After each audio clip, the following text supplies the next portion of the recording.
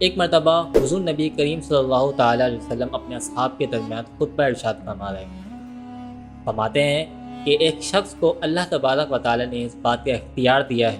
یا تو وہ اس دنیا میں رہے یا پھر اپنے رب کے پاس واپس آ جائے، لیکن اس شخص نے اپنے رب سے ملاقات کو فوقیت دی۔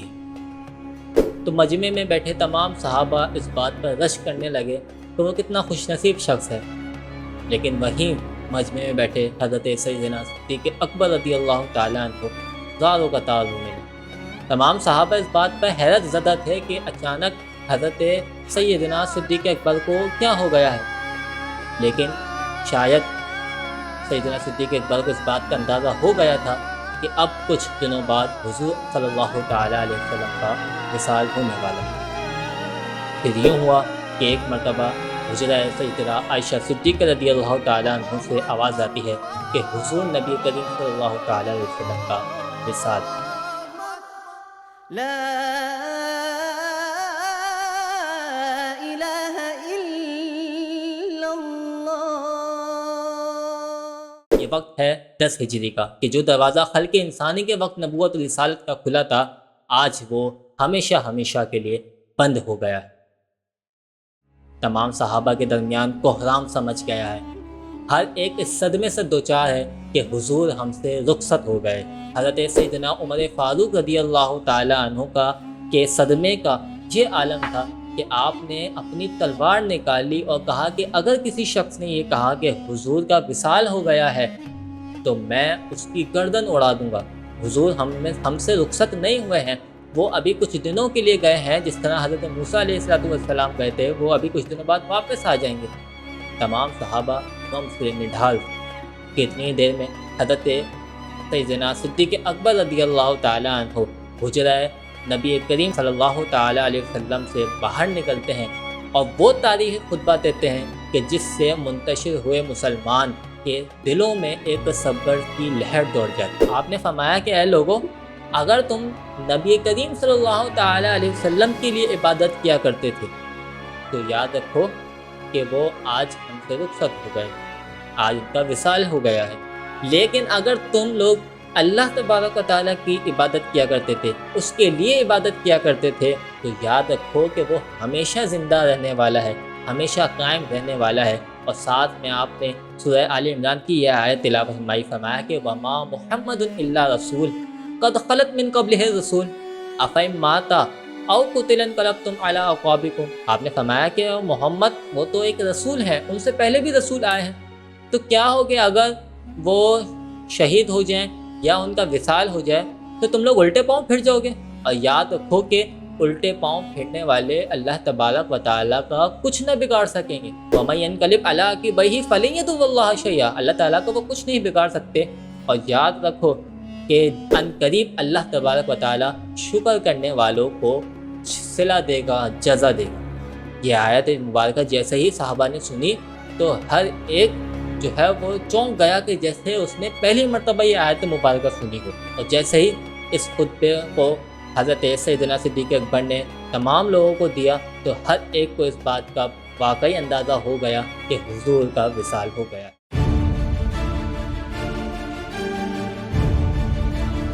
اتنی دیر میں حضرت عبیدہ بن جراح رضی اللہ تعالیٰ عنہ حضرت سیدنا صدیق اکبر کے پاس آتے ہیں اور آپ کے کان میں کچھ کہتے ہیں۔ دوسری طرف ثقیفہ بنی سعادہ میں یہ وہ مقام تھا کہ جہاں تمام بڑے بڑے سردار مل کر مختلف امور پر تبصرے کیا کرتے تھے، فیصلے فرمایا کرتے تھے۔ تو ثقیفہ بنی سعادہ میں تمام انصار جمع ہیں اور وہ اس بات پر مشاورت کر رہے ہیں کہ اب ہمارا اگلا خلیفہ، اب ہماری اگلی کمان کس کے ہاتھ میں ہو، کون ہم پر سرداری کرے گا۔ اور انصار نے اپنے معتمد شخصیت، اپنے قبیلے کی بہت معتمد شخصیت حضرت سیدنا سعد بن عبادہ رضی اللہ تعالیٰ عنہ کو اس سلسلے کے لیے منتخب فرمایا۔ جیسے ہی اس بات کی خبر حضرت عبیدہ رضی اللہ تعالیٰ عنہ کو پہنچی تو آپ فوراً حضرت عمر اور حضرت ابوبکر صدیق رضی اللہ تعالیٰ عنہ کے پاس مسجد نبوی میں تشریف لے آئے اور آپ کے کان میں فرمایا کہ ثقیفہ بنی سعادہ میں کچھ اس طرح ہو رہا ہے۔ حضرت ابوبکر نے فرمایا کہ ہمیں فوراً اپنے انصار بھائیوں کے پاس جانا چاہیے۔ یہ نہ ہو کہ جلد بازی میں کوئی ایسا قدم اٹھا لیں، ایسا فیصلہ کر لیں کہ جو مسلمانوں کے حق میں درست نہ ہو۔ لہٰذا حضرت عمر، حضرت ابو عبیدہ اور حضرت ابو بکر صدیق رضی اللہ تعالیٰ عنہ فوراً ثقیفہ بنی سعادہ میں تشریف لے آئے اور تمام انصار آپ تینوں حضرات کو دیکھ کر متحیر ہو۔ اتنی دیر میں ایک شخص انصار میں سے کھڑا ہوتا ہے اور انصار کی وہ تعریف و توصیف بیان کرتا ہے، اتنی مدح و ثنا بیان کرتا ہے کہ جس کا لب لباب یہ تھا کہ خلافت صرف اور صرف انصار کا حق ہے۔ تو حضرت ابو بکر صدیق رضی اللہ تعالیٰ عنہ تمام انصار صحابہ سے کہتے ہیں کہ جتنی تعریف و توصیف آپ نے بیان کی ہے، مہاجرین اولین کے بعد سب سے پہلا مقام آپ ہی لوگوں کا ہے۔ یہ جو آپ نے تعریفات بیان کی ہیں، آپ لوگ بے شک اسی چیز کے لائق ہیں، لیکن یاد رکھیے کہ عرب میں قریش کا ہولڈ ہے، یہ کبھی اپنے علاوہ کسی دوسرے کو سردار تسلیم نہیں کریں گے، لہٰذا خلیفہ قریش میں سے ہونا چاہیے جس کو عرب بھی تسلیم کریں۔ اس بات سے تمام انصار نے اتفاق بھی کیا اور حضرت ابو بکر صدیق رضی اللہ تعالیٰ عنہ نے فرمایا کہ میں آپ کے سامنے 2 نام تجویز کر رہا ہوں، آپ ان میں سے جس کو چاہے منتخب فرما لیں مہاجرین میں سے۔ آپ نے سب سے پہلا نام حضرت عمر اور دوسرا نام حضرت ابو عبیدہ کا رکھا۔ حضرت عمر نے یہ سن کے فرمایا کہ آج کے دن میری گردن بلا کسی وجہ کے اڑا دینا مجھے منظور ہے،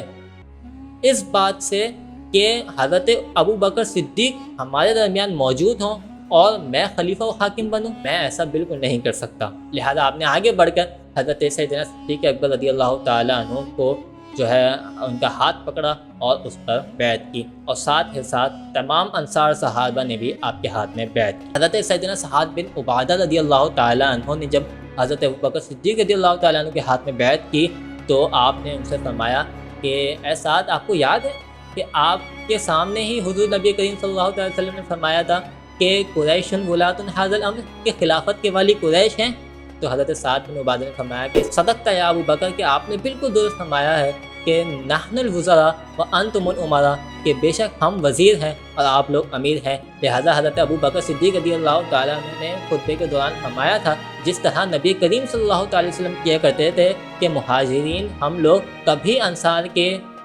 بغیر کوئی فیصلہ سر انجام نہیں دے سکتے، آپ ہر فیصلے میں ہمارے ساتھ ہوں گے، ہر مشاورت آپ کے ساتھ ہوگی، کوئی ایسا فیصلہ نہیں ہوگا جو آپ کے بغیر ہوگا۔ لہذا اس طرح نبی کریم صلی اللہ تعالیٰ علیہ وسلم کے بعد سب سے پہلے عالم اسلام کے خلیفہ حضرت ابو بکر صدیق رضی اللہ تعالیٰ عنہ بنے، اور یہاں سے شروع ہوتا ہے حضرت ابو بکر صدیق رضی اللہ تعالیٰ عنہ کا سنہرا دور۔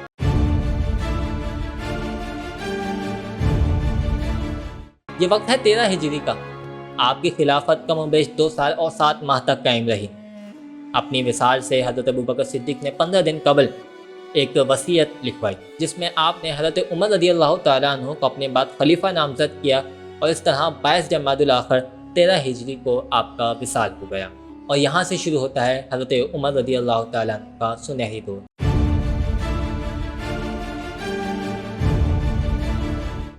ایک ایسا دور کہ جس کی پورے عرب کیا پورے دنیا میں آج تک کوئی مثال نہیں ملتی۔ آپ کا دور ایک ایسا دور تھا کہ جس میں مسلمانوں کو آدھی دنیا تک حکمرانی کرنا نصیب ہوئی، اور اس تمام نظام کو چلانے والے حضرت عمر فاروق رضی اللہ تعالیٰ عنہ ہی۔ آپ کے دور میں مسلمانوں کو ایسی فتوحات نصیب ہوئی کہ جہاں پاؤں رکھتے وہاں سے فتح یاب بھی لوٹتے۔ آپ کی خلافت تقریباً 10 سال تک قائم رہی، اور آپ نے 10 سال تک ایک ایسی حکمرانی کی جس میں روئے زمین کو عدل و انصاف سے بھر دیا۔ لیکن ایک مرتبہ ایسا ہوا کہ ابو لولو فیروز نامی شخص نے اچانک تلوار سے آپ کی پیٹھ پر ایک ایسا وار کیا کہ جس کے زخم کی شدت اتنی تھی کہ آپ اس کی تاب نہ لا سکے، اور آپ شہید ہو گئے، آپ کا وصال ہو گیا۔ تاہم آپ نے اپنے بعد کسی کو خلیفہ نامزد نہیں کیا، بلکہ ایک کمیٹی تشکیل دی گئی جس کے شورا حضرت عثمان، حضرت علی، حضرت طلحہ، حضرت زبیر اور حضرت عبد الرحمن کو بنایا گیا، اور اس شورا پر ہی خلیفہ کی نامزدگی کو چھوڑ دیا گیا۔ لہذا آپ کے وصال کے بعد اس کمیٹی کی شورا نے تمام لوگوں سے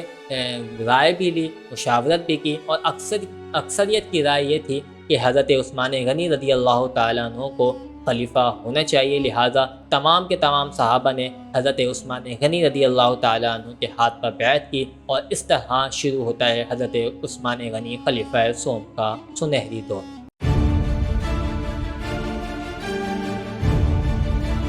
ایک ایسا دور کہ جس میں بے تحاشا فتوحات نصیب ہوئے، جس میں عدل و انصاف قائم رہا، جس میں کوئی فساد برپا نہ ہوئے، ایک ایسا دور کہ جس میں جدت کو بہت زیادہ فروغ دیا گیا، اور آپ ہی کا یہ خاصہ ہے کہ آپ نے 26 ہجری کو مسجد الحرام اور مسجد النبوی صلی اللہ تعالیٰ علیہ وسلم کی تعمیر و توسیع کا نوٹیفیکیشن بھی جاری کیا، لیکن پھر بالآخر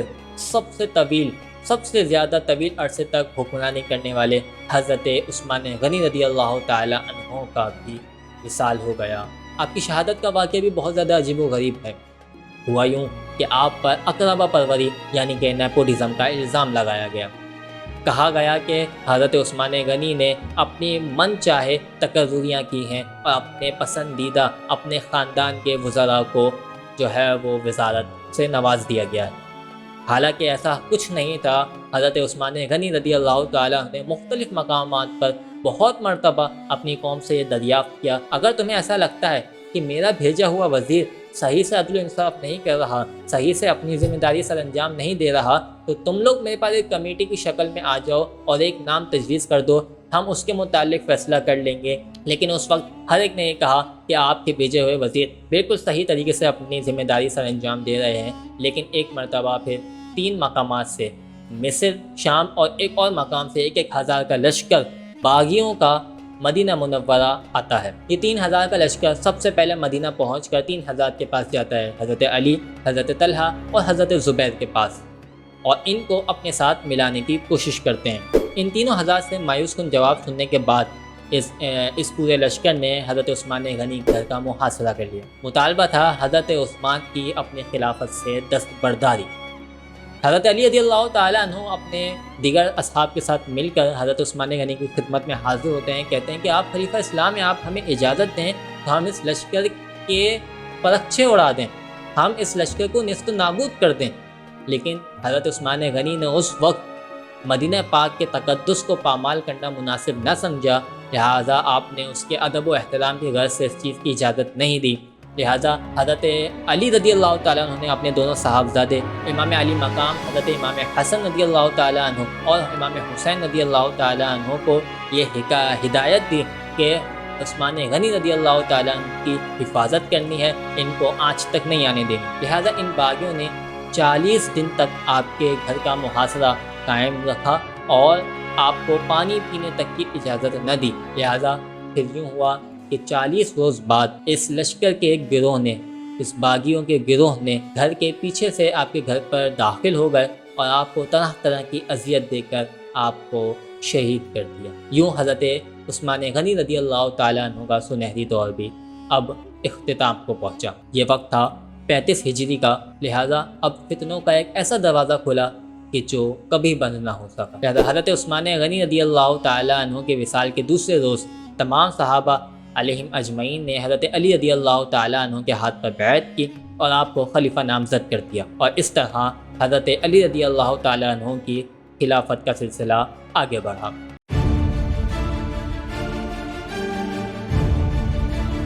36 ہجری میں جنگ جمل کا واقعہ پیش آیا اور 37 ہجری میں جنگ صفین ہوئی، جو کہ ایک صلح پر ختم ہوئی۔ اس کے بعد امام علی مقام نے مدینہ پاک سے کوفہ مراجعت فرمائی۔ لیکن پھر ایک مرتبہ یوں ہوا کہ عبد الرحمن بن ملجم مکہ مکرمہ میں موجود ایک شخص ایک عورت پر فدا ہو گیا۔ جب دعوت نکاح بھیجا تو شرط یہ رکھی مہر کے وقت کہ 3,000 دینار مہر ہوگا اور ساتھ حضرت علی کو قتل کرنا ہوگا۔ اس امید سے عبد الرحمن بن ملجم اپنے ساتھ 3 لوگوں کو مکہ مکرمہ سے ملا کر نکلتا ہے کوفہ کی جانب، اور کوفہ پہنچ کر دیگر خارجیوں کو اپنے اس ارادے سے آگاہ کرتا ہے، اور ساتھ ہی جگہ اور مقام کا تعین بھی کر لیا جاتا ہے۔ پھر ایک صبح جب مؤذن یہ ندا دیتا ہے حی علی الصلاح حی علی الفلاح کی، تو حضرت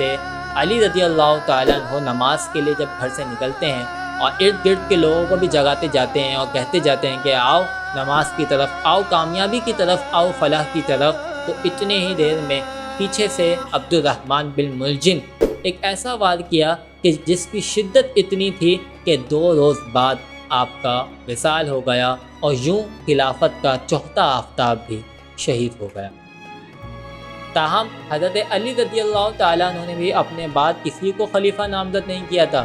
بلکہ جب کسی صحابی رسول نے آپ سے پوچھا کہ آپ کے بعد خلیفہ کون ہوگا تو آپ نے فرمایا کہ جو کام میرے نبی نے نہیں کیا وہ کام میں کیسے کر سکتا ہوں، لیکن اللہ تبارک و تعالیٰ تم لوگوں کو خود ایک ایسے اہل کے گرد جمع کر دے گا کہ جس طرح ہمیں نبی کریم صلی اللہ تعالیٰ علیہ وسلم کے وصال کے بعد جمع کر دیا تھا۔ لہٰذا جب آپ کا وصال ہوا تو ہر ایک اصحاب رضی اللہ تعالیٰ عنہ اور ہر ایک شخص نے حضرت امام حسن رضی اللہ تعالیٰ عنہ کے ہاتھ میں بیعت کی اور آپ کو 5واں خلیفہ نامزد کر دیا۔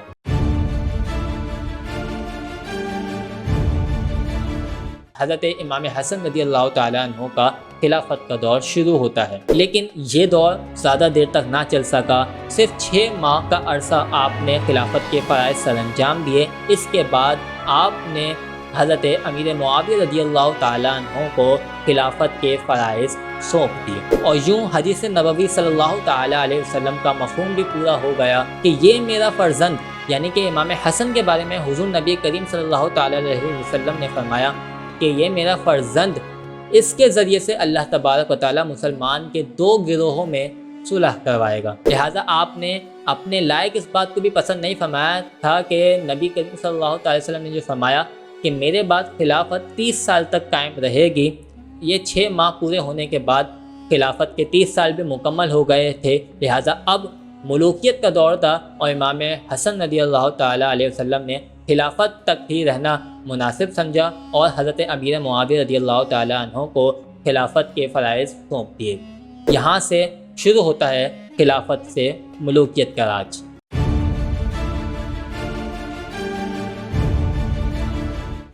حضرت امیر معاویہ رضی اللہ تعالیٰ عنہ جب تخت نشین ہوئے